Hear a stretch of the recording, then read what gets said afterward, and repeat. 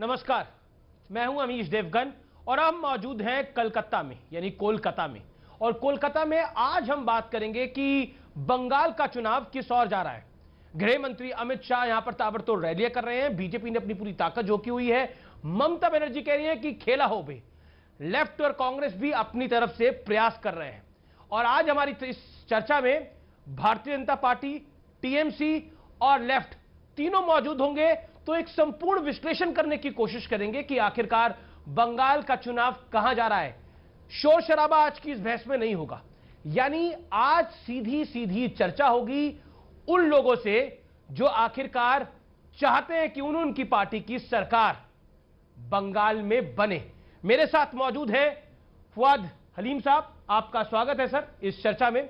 Left के नेता हैं, आपका अभिनंदन है। मेरे साथ तौसीफ खान साहब हैं जो कि टीएमसी के हैं और अपनी बात को बेबाकी के साथ रखते हैं। मेरे साथ भारतीय जनता पार्टी के डॉक्टर संबित पात्रा हैं जो पिछले एक महीने से कैंप करे हुए हैं बंगाल के अंदर। ऐसा लगता है कि सरकार बना के ही जाएंगे। और सबसे पहले फुआद साहब आपसे चर्चा को शुरू करते हैं। देखिए, ये टीएमसी और कांग्रेस, टीएमसी और बीजेपी जो है वो तो खूब आपस में, कोई कह रहा है खेला हो बे, कोई कह रहा है विकास हो बे। लेकिन मेरा सवाल आपसे फुआद भाई यही है, आपका क्या हो बे? पहला चरण का चुनाव लगभग खत्म हो गया है। राहुल बाबा तो आए ही नहीं है, राहुल जी तो आए ही नहीं है यहाँ पर। देखिए, हमारे चुनाव तो राहुल गांधी नहीं लड़ रहे। हमारे चुनाव यहाँ के पार्टी के जो स्थानीय नेता है, जो कार्यकर्ता है, वो लड़ रहे हैं और संयुक्त मोर्चा के जो लीडरान है वो लड़ रहे हैं।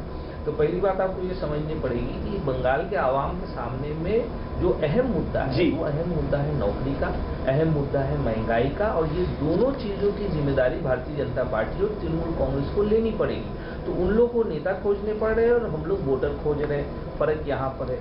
अच्छा, वोटर खोज रहे हैं आपको? जी, वोटर खोज रहे हैं। और वोटर ये कह रही है कि भारतीय जनता पार्टी ने 8 साल के कुशासन में किसी को नौकरी नहीं दी पश्चिम बंगाल में, और 10 साल का कुशासन में तृणमूल कांग्रेस ने नहीं दी। ये है वोटर का जो आप चाहते नहीं है, लेफ्ट चाहता नहीं है कि राहुल जी यहाँ पे आके प्रचार करें, ऐसा है? देखिए, आपको तो लग रहा है सवाल तो पूरा राहुल गांधी केंद्रित है। आप तो आवाम के मुद्दों को तो चर्चा ही में नहीं लाना तो अभी तो चर्चा शुरू है। आवाम को महत्व दीजिए। आवाम के बाद आवाम जो चाह रही है उसके बाद अब क्या लगता है, आवाम के पास नौकरी का मुद्दा नहीं है, महंगाई का मुद्दा नहीं, सभी मुद्दे हैं, सभी की बात करेंगे। तो लेफ्ट का मुद्दा आवाम का मुद्दा है। और आवाम कह रही है कि पश्चिम बंगाल में रेल का नौकरी, जैसे मोदी ने बंद कर दिया, बैंक का नौकरी बंद कर दिया उन्होंने, बाकी सब जो पब्लिक सेक्टर यूनिट। आप कह रहे हैं आपका मुद्दा नौकरी रहेगा? हमारा मुद्दा अहम वही नौकरी और महंगाई रहेगा। और फिरका परस्ती का जो पर्दा का पीछे में ये जो चोली दामन का खेल कर रहे हैं ममता बनर्जी और नरेंद्र मोदी, इसको बंद करना पड़ेगा यहाँ। अच्छा, मैं फिर आपसे पूछता हूँ, राहुल जी के सवाल पर आप बच रहे हैं या आप इससे बच रहे हैं कि राहुल जी यहाँ आए नहीं? देखिए, 10 सेकंड में इसका यहाँ पर तो सीधी सवाल ये है कि हम लोग आवाम से जुड़े हुए हैं और आवाम अभी राहुल गांधी आए या ना आए इसका ऊपर ज्यादा जहन नहीं दौड़ा, ज्यादा जहन नजर फर्क नहीं पड़ता। वो कह रहे हैं कि अपना जो खामियाजा है उसको छिपाने के लिए ममता बनर्जी और नरेंद्र मोदी ज्यादा घूम रहे हैं और आवाम का मुद्दा को वो लोग सामने नहीं लाना चाह रहे। जी, मैं आखिर में आप सबसे आपकी सीटें भी पूछूंगा, लेकिन संबित मैं अब आपके पास आता हूं। बंगाल का चुनाव, कल हम गृह मंत्री अमित शाह के साथ भी थे, उनका भी हमने एक साक्षात करा। बंगाल का चुनाव भारतीय जनता पार्टी के लिए इतना खास क्यों हो गया है? देखिए अमीश भाई, पहली बात तो है कि आपको धन्यवाद, आज आप एक डिस्कशन करा रहे हैं, कहीं ना कहीं तू मैं नहीं हो रही है। आपका प्रश्न कि बंगाल का चुनाव ये महत्वपूर्ण क्यों है बीजेपी के लिए? मैं तो बोल रहा हूँ बीजेपी के कौन सा चुनाव महत्वपूर्ण नहीं है। आपको याद होगा चंद महीनों पहले जब हैदराबाद में म्युनिसिपल काउंसिल के चुनाव हो रहे थे, उस समय आपने पूछा था कि बीजेपी के लिए एक म्युनिसिपल कॉर्पोरेशन का चुनाव महत्वपूर्ण क्यों है। गुजरात के अंदर भी आपने देखा निकाय चुनाव के रिजल्ट आए, वो भी हम अच्छी तरह से कैंपेनिंग कर रहे थे, जीतने के लिए लड़ रहे थे। जब से आपने देखा होगा 2014 के बाद भारतीय राजनीति का एक बहुत बड़ा पैराडिम शिफ्ट हुआ है और भारतीय जनता पार्टी स्पष्ट रूप से मानती है कि हर चुनाव महत्वपूर्ण होता है, हर चुनाव चुनौती होता है और शिद्दत के साथ, पूरे मेहनत के साथ हर चुनाव को लड़ना चाहिए। देखिए, राहुल गांधी आए नहीं आए ये मेरा विषय नहीं है, ये उनके पार्टी का विषय है, किससे वो कैंपेनिंग करवाना चाहते हैं नहीं करवाना चाहते हैं।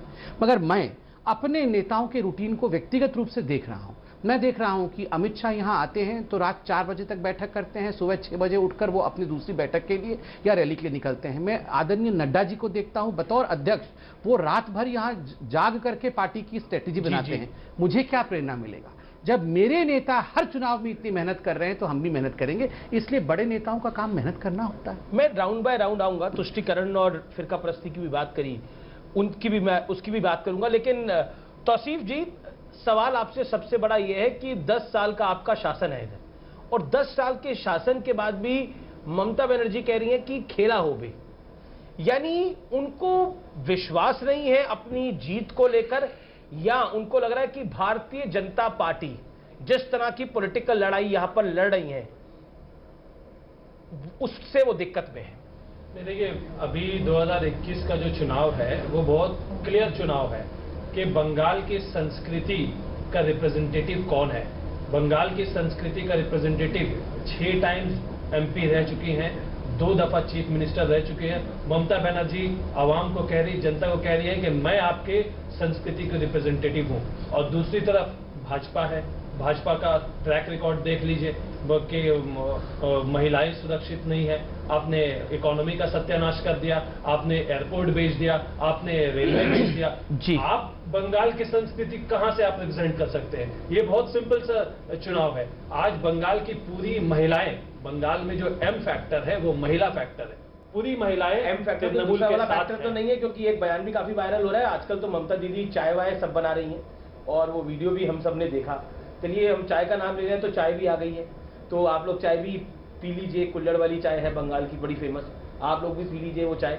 और तो मैं आपसे ये समझने की कोशिश कर रहा हूँ, जब तक चाय आप तक, ये आखिरकार ये चाय वाला आइडिया कैसे आया ममता जी को? देखिए, चाय आपने अभी देखा होगा क्योंकि नेशनल मीडिया अभी फोकस कर रही है। ममता दीदी चाय तो हमेशा से बनाती है, अच्छा, हर घर में चाय बनता है।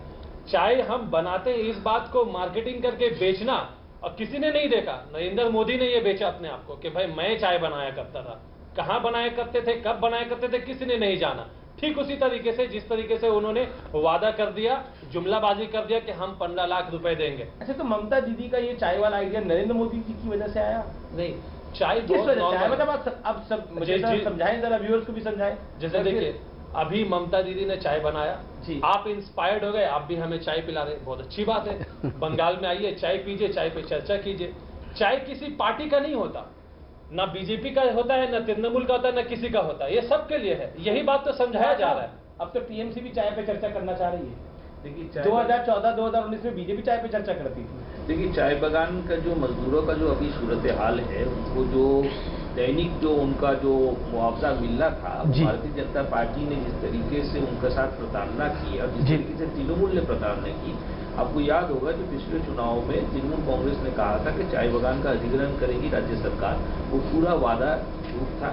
उसके बाद 2019 के सामने आकर के भारतीय जनता पार्टी ने कहा कि चाय बागान का अधिग्रहण केंद्र सरकार करेगी, वो भी झूठा वादा निकला। और चाय बागानों का ये हाल है कि वहाँ मजदूरों को रोजी रोटी करने का उन्हें मौका नहीं मिल रहा, यहाँ से पलायन कर रहे हैं।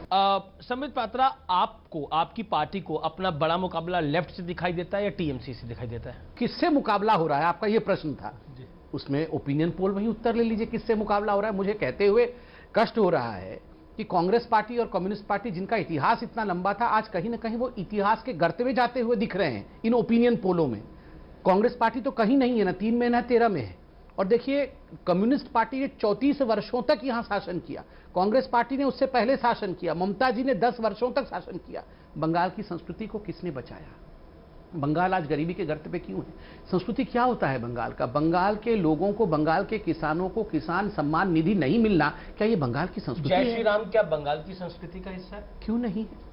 जय श्री राम भारत की मिट्टी का मूल, किसी धर्म का ये किसी धर्म का कॉल नहीं है, किसी धर्म का ये जयकारा नहीं है। जय श्री राम मेरा भी उतना ही है जितना मेरे तौसीफ भाई का है, जितने मेरे फुआद भाई का है, जितना अमीश देवगन का है। ये मिट्टी, ये जो धरती है, ये सैकड़ों वर्ष, जब धर्म नहीं बने थे तब से ये मिट्टी थी मेरे भाई, और तब से जय श्री राम है। ये क्या की लड़ाई है कि जय श्री राम मेरा नहीं है, जय श्री राम तेरा है? अरे मेरा भी है, इनका भी, इनसे पूछिए। जब पॉलिटिकल रैली में जय श्री राम का नारा लगता है तो ममता दीदी इतनी परेशान क्यों हो जाती है? अब तो वो भी चंडी पाठ, दुर्गा पाठ आप ही कहते थे, आपने मेरे कार्यक्रमों में कई बारी कहा, आर पार और टक्कर के अंदर, कि अमीश भाई धर्म का राजनीति में कोई स्थान नहीं है, धार्मिक नारे नहीं होने चाहिए। लेकिन चुनावी रैली में चंडी पाठ और दुर्गा पाठ करे जा रहे हैं, इसलिए करे जा रहे हैं, और वो चुनाव की बेला पे। देखिए, बंगाल की संस्कृति क्या, मैं आपको बताता हूँ। दिलीप घोष जी ने बीजेपी मेरे के इसी जो सवाल का बंगाल जवाब चीफ है, दीजिए। मैं उसका ही जवाब दे रहा जी, हूं। जी, जी। आपने जय श्री राम से रिलेटेड पूछा, उन्होंने कॉन्क्लेव में, मीडिया के चैनल के कॉन्क्लेव में कहा था कि ये दुर्गा माँ कहां से आ गई, श्री राम का तो एंसेस्टर्स का पूरा रिकॉर्ड है, दुर्गा माँ के एंसेस्टर्स का रिकॉर्ड नहीं है। ये बंगाल की संस्कृति नहीं है।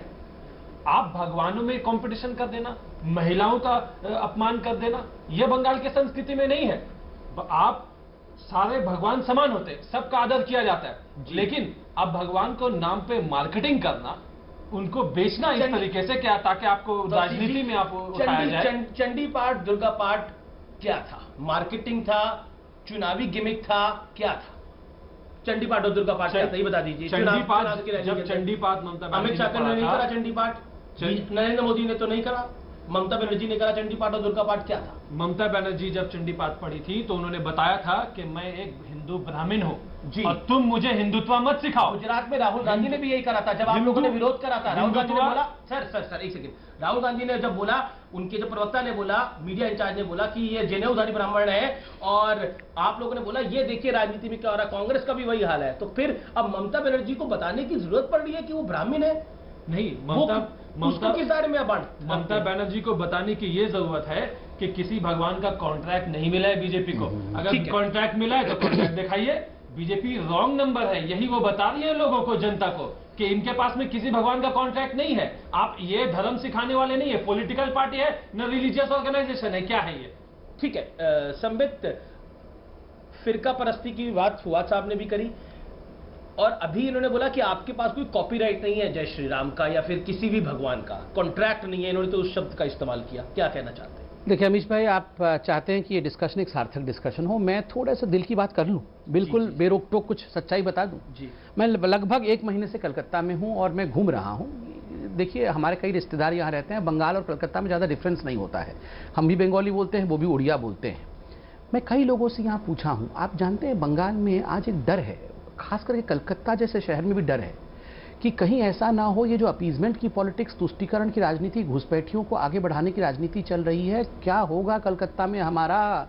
ये आप कलकत्ता के साधारण लोगों से पूछिए, बोलते नहीं है, बोलते हैं तो धीरे से बोलते हैं। ये डर है, ये क्यों है ये डर? ये डर तुष्टीकरण की नॉन स्टॉप जो राजनीति इतने वर्षों तक चली है। और जय श्री राम के लिए आप बोल रहे हैं हम यहाँ पे कम्युनलिज्म कर रहे हैं। कल एक बहुत बड़े नेता ने टीएमसी के कहा कि अगर हम सारे मुसलमान इकट्ठे हो जाएंगे तो 3 से 4 पाकिस्तान बना देंगे हम। 30% मुसलमान, 30% मुसलमान है, तुम 70% के ऊपर कूद रहे हो, यही कहा था उन्होंने। तुम 70% को लेकर सरकार बनाना चाहते हो, हम 30% अगर इकट्ठे हो जाएंगे तो 4 पाकिस्तान बना देंगे। आप बताइए, ममता बनर्जी ने अभी तक उसके खिलाफ एक बयान दिया है? लेफ्ट ने अभी तक कहा है कि यह निंदनीय है? नहीं, जय श्री राम तो निंदनीय है, 4 पाकिस्तान वाह वंदनीय है। ये क्यों है भैया? और हम सीना ठोक के कहते हैं भाई साहब, बिल्कुल ठोक के कहते हैं, तुष्टीकरण होबे ना, चौलबे ना। ये तुष्टीकरण की राजनीति होगी नहीं, सबका साथ सबका विकास। सबका साथ सबका विकास। आपने भी फिरका परस्ती की बात करी थी, बीजेपी कहती है कि हम सबका साथ सबका विकास, और प्रधानमंत्री का भी नारा है सबका साथ सबका विकास और सबका विश्वास। क्या आपको लगता है जो टीएमसी के नेता का बयान आया, और जिस बयान को लेकर अमित शाह ने भी कल हमारे इंटरव्यू साक्षात्कार में उस विषय पर बोला, धर्मेंद्र प्रधान ने भी आज रिएक्ट करा, अभी संबित पात्रा भी बोल रहे हैं, क्या कहना चाहते हैं? 30% मुसलमान जो है वो 4 पाकिस्तान क्रिएट कर सकते हैं, क्या आपको लगता है राजनीति में वो चीज? तो स्पष्ट तरीके से हमने खंडन की, इमीडिएटली हमने खंडन किया कि पाकिस्तान का मामला ये भारतीय जनता पार्टी को मजबूत करने के लिए तृणमूल के अंदर में एक हिस्सा काम कर रही है, और ये मिली भगत है, इसमें कोई 2 राय नहीं है। माने भारतीय जनता पार्टी ईडी और सीबीआई के फाइल रात को 4 बजे तक अमित शाह देखते हैं और देखते किसका किसका नाम है, और जिनका जिनका नाम तृणमूल कांग्रेस के ईडी और सीबीआई फाइल में, उनको बुलाते हैं और कहते हैं भारतीय जनता पार्टी में आप जुड़ जाए। इस तरीके से इतिहास रहा है भारतीय जनता पार्टी और तृणमूल कांग्रेस के। ये रिश्ता पुराना, आपको तो याद होगा, मंच में बैठे थे अमित शाह जब भाग मुकुल भाग का स्लोगन दिया गया था, आपने अपना कैमरा में पकड़ा था, और अभी मुकुल राय साहब बगल में बैठे हुए भागते भागते तृणमूल से बीजेपी में शामिल हो गए। तो ये बात तो स्पष्ट है, तो नई बात नहीं है। आपके 90% जो कैंडिडेट भारतीय जनता पार्टी के आज है, 90% आप आंकड़ा दे रहे हैं, वो तृणमूल कांग्रेस से भागे हुए हैं, जिनके नाम दागी माल है। सरकारी विज्ञापन नरेंद्र मोदी जी साहब ने दिया 25 फरवरी को आवास योजना में, उसमें एक महिला का फोटो आया, वो महिला को आवास मिला ही नहीं जी। वो तो 500 रुपया भाड़ा देकर के बो बाजार में रहती है। अब बताइए, जनता के पैसा खर्च करके इतनी बड़ी झूठ, प्रधानमंत्री स्वयं उसमें जुड़े हुए हैं। और इतिहास ये कहता है ब्रिगेड रैली में भारतीय जनता पार्टी ने बाएं महाज का जो ब्रिगेड रैली का फोटो चिपका करके उसे वो लोग प्रदर्शन किया आवाम के सामने कि ये हमारा समर्थन सब इसका ये हकीकत है भारतीय जनता पार्टी। फिरका परस्ती पर आपका ये कहना है कि ये बीजेपी और टीएमसी का फिक्स्ड मैच है। मैं ये कह रहा हूँ कि परीक्षा से पहले जो छात्र अपना पढ़ाई लिखाई सही से नहीं करते थे वो लोग जाकर के पूजा पाठ, दरगाह, दुआ वगैरह में भरोसा करते हैं। भाई 8 साल की सरकार हो गई है, आप बोलिए बंगाल के कितने युवक युवतियों को आपने रेल में नौकरी दी, ये बात कहिए। ये कहते हैं पूजा पाठ नहीं, नौकरी की बात होनी चाहिए और इन्होंने केंद्रीय गृह मंत्री पर भी आरोप लगाया। मैं जवाब देता हूँ। पहली बात तो है वही परीक्षा, जो परीक्षार्थी या विद्यार्थी मंदिरों में, मस्जिदों में जाके पूजा पाठ, नमाज इत्यादि करता है, जो एग्जामिनेशन में बैठता है। जो विद्यार्थी एग्जामिनेशन में बैठता ही नहीं है उसको कुछ करने की आवश्यकता नहीं है। आप जानते हैं कौन सा विद्यार्थी एक विद्यार्थी है जो अभी तक आया ही नहीं है स्कूल में, वो है बाहर। खैर उसके बारे में मैं नहीं बोलता। अब एक बहुत महत्वपूर्ण विषय जो फुआद भाई ने उठाया, मैं उसका जवाब देता हूँ। इन्होंने कहा कि हम 90% जो भागे हुए लोग टीएमसी के हैं वो हमारे पार्टी में है और हम कैसे गठबंधन लेके चल रहे हैं। इसको ध्यान से सुनिएगा। मैं तो कम जानता हूं, मगर आप दोनों से पूछिए, दोनों यहाँ के मूल व्यक्ति हैं, यहाँ की राजनीति को समझते हैं। 75 के आसपास, 1975 के समय एक साइन-बारी मर्डर केस हुआ था। आप जानते हैं कम्युनिस्ट लोगों ने घुस करके एक घर में यहाँ पर साइन-बारी में 2 भाइयों को जो कांग्रेसी थे उनकी हत्या की थी और उनके खून से चावल बनाया गया था। उस बिरयानी को माँ को, उनकी बूढ़ी माँ को खिलाया गया था। वो बूढ़ी माँ पागल हो गई, अपने बच्चों के खून से और मांस से कोई बिरयानी खा सकता है? उसको खिलाया गया, कम्युनिस्टों ने खिलाया था। आज वही कम्युनिस्ट पार्टी और कांग्रेस पार्टी एक होकर दोनों किस हाशिए पे है सोचिए। जहां बिरयानी, बेटे के मांस की बिरयानी मां को खिलाई जा रही थी, वही 2 पार्टी आज एक हुए हैं। वो हमें नैतिकता बता रहे हैं। अब मैं तौसीफ आपका रुख करता हूं, फिर मैं आऊंगा आपके पास। तौसीफ, ये जो 30% पर आप लोगों का फोकस है, 30% आईएसएफ आ गया, ओवैसी आ गया, तो आपने बोला ये बीजेपी को फायदा पहुंचाने के लिए आया। यानी आप भी मान लें कि उस 30% में आईएसएफ का एक हिस्सा, मैं कॉपी पे लिख के बताता हूँ, आईएसएफ का एक हिस्सा होगा, कुछ हिस्सा ओवैसी साहब का होगा, तो आपका कब हो जाएगा हिस्सा? यही बात है। नहीं देखिए, वो 30% पे आपका फोकस है। नहीं, तृणमूल का फोकस 100% पे, 30% पे नहीं है। तो फिर ओवैसी के आने से परेशानी क्यों? नहीं, ओवैसी को तो जनता निकाल दे रही है ना, जनता ही यहाँ पे एक्सेप्ट नहीं करती है। जब वो आ रहे थे, तौसीफ जी आ रहे थे, ममता दीदी ने ऐसा बोला। और मेरी जानकारी तो ये भी है कि इस समय ओवैसी साहब तो सिर्फ 5 सीटों पे चुनाव लड़ रहे हैं। अब उसके कारण क्या है, उसका गठबंधन किसके साथ हुआ ये आप बताइए। अब दूसरी तरफ से आरोप लगता है कि ममता दीदी के साथ गठबंधन हुआ है। क्या अंडरस्टैंडिंग हो गई है कि 30% वोट बटे ना? क्योंकि 70% तो लगता है बटेगा, ऐसा अमूमन पॉलिटिकल पंडित आंक के रखते। 30% एक मुश्त आपको पड़ जाएगा। नहीं देखिए, 70 भी बटेगा, 30 भी बटेगा, क्योंकि ऐसा कोई डेटा नहीं है जो बताता हो कि धर्म के नाम पे बंगाल में कभी भी वोटिंग हुआ हो। ऐसा कोई डेटा नहीं है। और यही एक मिसरीडिंग है बीजेपी का, क्योंकि बीजेपी सिर्फ 70% पे फोकस कर रही है। अब बीजेपी क्या कर रही है? मेरा डायरेक्ट सवाल आपसे, बीजेपी को इससे आउट रखिए। जब ओवैसी लड़ रहे थे तब लेफ्ट ने कुछ ज्यादा, उन्होंने बोला उनका हक है चुनाव लड़ने का, लेकिन सबसे ज्यादा परेशानी टीएमसी की थी। टीएमसी बार बार कह रही थी ये बीजेपी को मदद करने के लिए आ रहे हैं यहाँ पर, मतलब वो उनकी नजर भी उस 30% वोट बैंक पे थी, आपकी नजर भी यानी उस 30% वोट बैंक पे थी ना। देखिए ओवैसी साहब आए, आईएसएफ आया इनके साथ, आईएसएफ अब फुरफुरा शरीफ लड़ रहा है इनके साथ। तब आपने ये बोला कि देखिए फुरफुरा शरीफ आ रहा है, अब ये फिर मदद हो जाएगी, हमारा पूरा वोट बैंक तोड़ने की कोशिश है। वो वोट बैंक कौन सा है? फुरफुरा शरीफ वाला वोट बैंक, कट्टरपंथी वोट बैंक जो है वो 100% वोट बैंक है जिसपे टारगेट किया हुआ है तृणमूल का। आप देखिए बीजेपी 70% में जो फोकस रखती है तो वो क्या करती है, अभी मेरे संबित पात्रा जी कह रहे थे कि डर है, बंगालियों में डर है, बंगाली डरे हुए हैं। ये तो बंगालियों की तौहीन कर रहे हैं, उनका इंसल्ट कर रहे हैं। ब्रिटिश साम्राज्य के बड़े बड़े यहाँ पे लोग आए, उस टाइम में बंगाली कभी नहीं डरा, आज बीजेपी से डर जाएगा। आप बंगाली अस्मिता के खिलाफ है, यह आप पे आरोप है, और आउटसाइडर वर्सेस इनसाइडर। ये आप पहली बात बताइए, हम बंगाली अस्मिता के खिलाफ कैसे हो सकते हैं? नंबर 1, श्यामा प्रसाद मुखर्जी हमारे फाउंडर हैं। नंबर 2, आप मुझे दिखा दीजिए 294 सीट में से भारतीय जनता पार्टी ने मध्य प्रदेश से बुलाकर, उत्तर प्रदेश, बिहार से, गुजरात से, उड़ीसा से बुलाकर के लोगों को टिकट दिया है क्या? हमारे बंगाली बंधुओं लड़वाने वाले नहीं, क्यों नहीं आएंगे? हम ऑल इंडिया पार्टी है, आपके पास चुनाव लड़ाने वाले नहीं है तो क्या ये हमारी गलती है? भैया हम ऑल इंडिया पार्टी है, India is an integrated country. ये कहाँ के ये संविधान के रक्षक बनते हैं और फिर कहते हैं कि दूसरे स्टेट के लोग हमारे स्टेट में, अरे सब स्टेट के लोग सब स्टेट में। इसका प्रेशर तो था समित, प्रधानमंत्री को भी बोलना पड़ा कि जनगण मन कोई बात की बात उनको बोलनी पड़ी। देखिए, जिनके पास एजेंडा नहीं होता है, एक बात याद रखिए, जिनके पास एजेंडा नहीं होता है वही बाहरी भित्ति। मैं कह रहा हूं उसका आउटसाइडर का दबाव है आपकी पार्टी की। कोई दबाव नहीं है जी, मैंने आपको एक चैलेंज दिया ना 294। प्राइम मिनिस्टर ने बोला, नहीं, प्राइम मिनिस्टर ने बोला कि कितनी गलत एजेंडा चलाई जा रही है कि ये देश एक है, इस देश को हम विभाजित नहीं कर सकते। सुभाष चंद्र बोस जब ऑल इंडिया कांग्रेस के अध्यक्ष बने तो क्या सुभाष चंद्र बोस एक बाहरी व्यक्ति थे पूरे हिंदुस्तान के? बिल्कुल नहीं। जब प्रणब दा राष्ट्रपति बने पूरे हिंदुस्तान के तो वो पूरे हिंदुस्तान के राष्ट्रपति थे जी, वो केवल बंगाल के राष्ट्रपति नहीं थे, वो सबके थे। धरती पुत्र की ये बात करते हैं तो चीफ मिनिस्टरियल कैंडिडेट डिक्लेयर क्यों नहीं करते? चलिए, हर एक व्यक्ति इनके पार्टी में चीफ मिनिस्टर का कैंडिडेट है, ऐसा क्यों है? आप डिक्लेयर कर दीजिए, कुछ एक बंदे को डिक्लेयर कर दीजिए। आप डिवाइडेड हाउस क्यों रखे हुए आप? ठीक। नंबर 1, ये 294 जो हमारे कॉन्टेस्टेंट हैं उनके अंदर से कोई मुख्यमंत्री बनेगा, और बार बार हमारी पार्टी ने कहा कोई नॉन बंगाली तो नहीं बन जाएगा ना, माटी का पुत्र ही, धरती पुत्र ही चीफ मिनिस्टर बनेगा ना।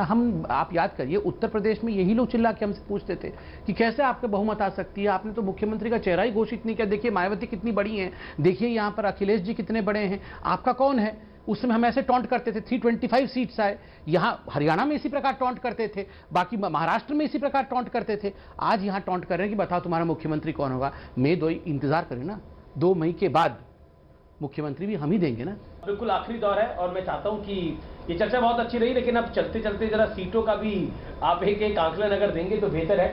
फुआद साहब, कितनी सीटें आपको लगता है कि आपका गठबंधन इधर आ रहा है? मोर्चा को तकरीबन 170 से 190 सीट। आप टीएमसी का आंकलन क्या है, उनको क्या लगता है कि इस बार कितनी सीटें? देखिए, पिछले 3 इलेक्शन से मुसलसल तृणमूल का वोटिंग परसेंटेज 40 के ऊपर रहा है।